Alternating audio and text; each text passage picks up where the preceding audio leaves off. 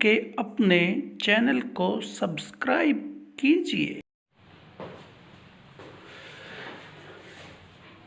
नमस्कार सभी प्यारे प्यारे बच्चों, आपको मैं अनिल नैन आपका फिर से स्वागत करता हूं। हम चले हुए हैं चैप्टर 13 में, जो पृष्ठीय क्षेत्रफल और आयतन के नाम से जाना जाता है। कक्षा 10th का जो 10वीं कक्षा है, हमने उसकी पहली 2 एक्सरसाइज कंप्लीट कर चुके हैं। उसकी दोनों एक्सरसाइज हमने जब कंप्लीट की है तो उनको हमने समझने की कोशिश की है कि उनको किस तरह से हम रियल लाइफ के एग्जांपल लेकर हम उनको कर सकते हैं। अब हमारे पास जो एक्सरसाइज है 13.3 एक्सरसाइज है, वो 13.3 भी हमारी जिंदगी से रूबरू होती है। हमारी जिंदगी में हम यूज भी करते हैं, पता ही नहीं चलता कि हमने कब उसको यूज कर लिया। देखिए आपकी जिंदगी में आप कैसे एक चीज को, एक आयतन को किस तरह से रूपांतरित कर देते हैं दूसरी चीज में। आप सभी गांव से हैं, शहरों से हैं, खाना खाते हैं। आपने देखा होगा कि आपकी मम्मी जो आटा गूंथती है, उसको आटे को जब गूंथती है तो उसको एक लेवी के आकार में बना देती है। वो जब और फिर उससे थोड़ी थोड़ी आटे की मात्रा ले लेकर, भीगे हुए आटे की, फिर उसको चपाती का रूप धारण कर देती है, जो एक सिलेंडर के रूप का हो जाता है। ऐसे ही आपने बहुत सारी चीजों को देखा होगा। पानी देखा होगा आपने कि एक बाल्टी के अंदर डाला जाता है तो बाल्टी का आकार ले लेता है, गिलास के अंदर डालते हैं तो गिलास का आकार ले लेता है, लोटे के अंदर डालते हैं तो लोटे का आकार ले लेता है, अगर उसको किसी पाइप में रखते हैं तो पाइप का आकार ले लेता है। पानी भी उस जैसा ही है। और भी बातें बहुत सारी होती है, जैसे जूस आप पीते हो पाइप नाली में जैसे पी लेते हो, किसी को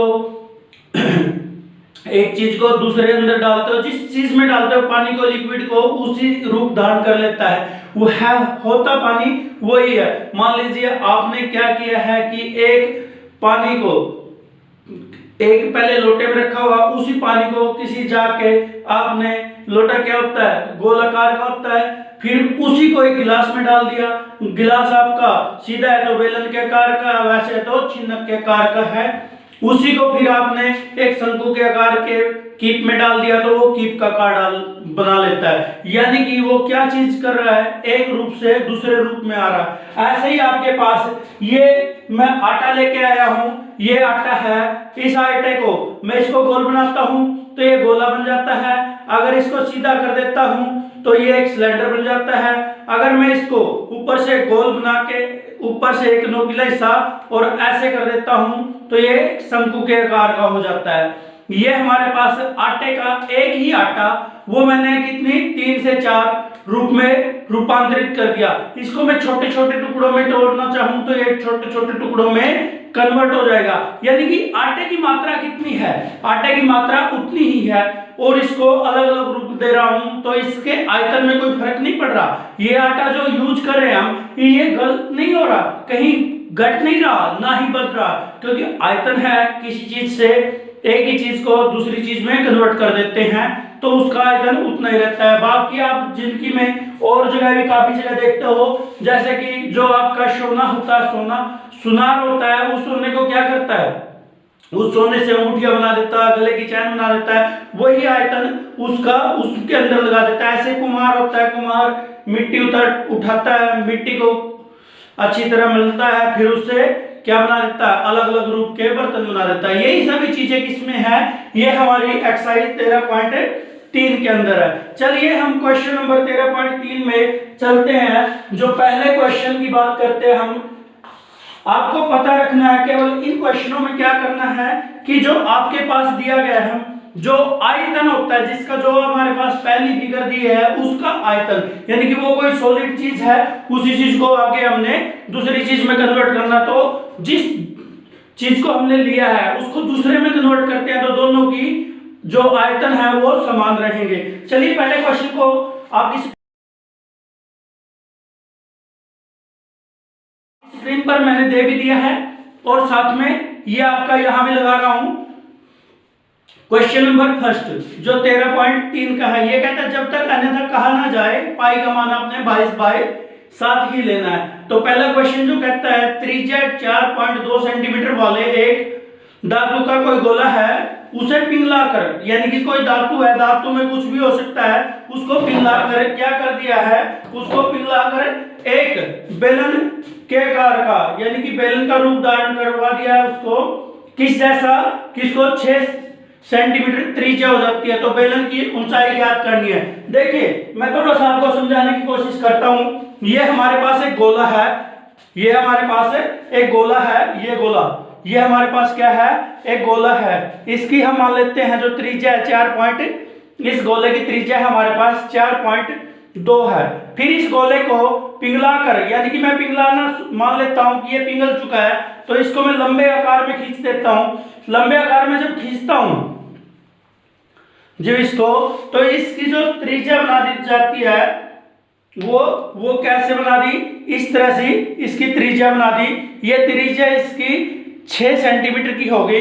अब इसकी ये हाइट है ना, ये हाइट आपको बतानी है कि इसकी हाइट कितनी होगी, ये हाइट कितनी होगी जब इसको खींच दिया जाता है। किसके रूप में बनाकर, इसको मैंने बेलन के आकार में कन्वर्ट कर दिया। किसको कन्वर्ट किया, वो तो हमारे पास गोला था, यानी कि इसकी और गोले की दोनों की त्रिज्या जो अलग अलग है परंतु आयतन एक ही जैसा है। देखिए आपके पास क्या दे रखा है, ये हमारे पास एक गोला है,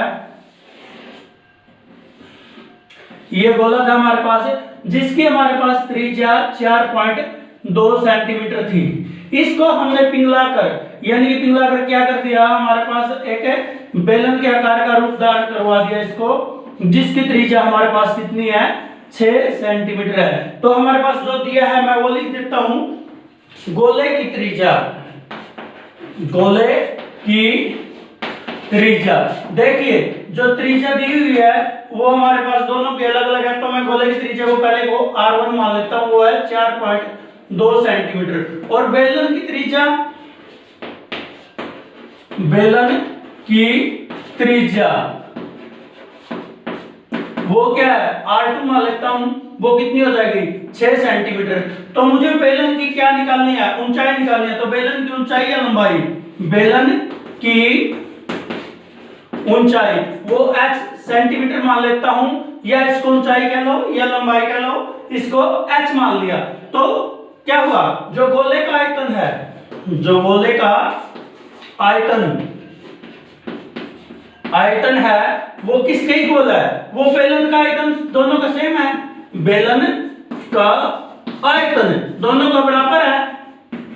तो गोले का आयतन आपको पता होना चाहिए, 4/3 पाई r, 1 है ना, ये 1 है, तो इसकी शक्ति 3। इसको आप 42/10 भी लिख सकते हो। और इसको कितना लिखा जाएगा, ये लिखा जाएगा पाई r कितने, त्रिज्या यानी कि 2, उसकी शक्ति 2 क्रॉस h। देखिए यहां पर आपको पाई का मान, अगर दोनों के आयतनों में पाई यूज होता है तो पाई को आपने लिखना नहीं है। इस पाई को क्या कर देना है, पाई का मान नहीं लिखना 22/7, इसको भाग कर दो, यहां 4/3 पाई भाग, ये पाई साइड गुना में था तो भाग में ले आया, इसका 42/10 गुना 42/10 गुना 42/10। इधर r कितने है, 6 गुना h।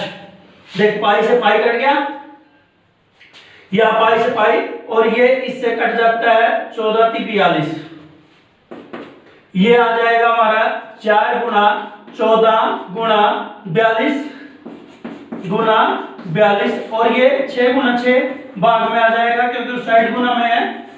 तो ये इसके साथ कितना हो गया, 7 × 7। देखिए 14 चौके 56 हो गया आपका, और 7 के साथ 49, और ये हमारा इसके साथ कितना हो गया, इसके साथ 10 की 10 के साथ 100, 100 की 10 के साथ 1000 आपका भाग में आ गया।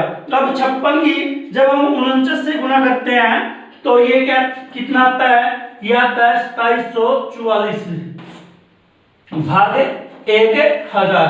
देखिए 56 की 49 से गुना करते हो, 56 की गुना 49 से किया हमने, ये 9 की 6 से करते हैं तो 54 आता है 5, इसका हमारे पास क्या होगा, हमारा ये हासिल आ जाएगा। फिर 9 की और 5 की 45 और 6 की 4 की 24, इन दोनों का मान आता है 9 और ये 69, 5 इसके अंदर जोड़ दिए 74 आ जाता है। तो ये पहले 4 लगा लिया, फिर 7 रह जाता है, इन दोनों की गुणा इसके साथ की 20 और 7 27, ये 27 कितना आ जाता है 2744, इसका मान आ जाता है भाई 2744।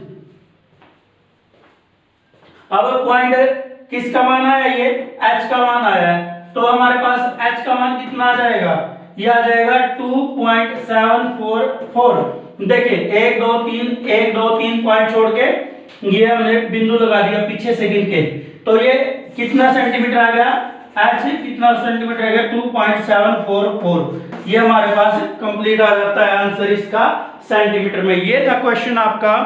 अगर आपको ये क्वेश्चन अच्छा लगा है, समझने में आसान लगा है, तो आप इस वीडियो को लाइक करें, शेयर करें और कम से कम अपने सरकारी स्कूल वाले बच्चों के पास तो जरूर भेजें, क्योंकि ये मेन मोटिव मेरा बनाने का यही है कि हमारे सरकारी स्कूल के बच्चे किसी भी प्राइवेट स्कूल से या किसी अच्छे स्कूल से पीछे ना हो। सरकारी स्कूल के बच्चे भी पढ़ेंगे, आगे बढ़ेंगे, तभी तो बढ़ेगा इंडिया। धन्यवाद।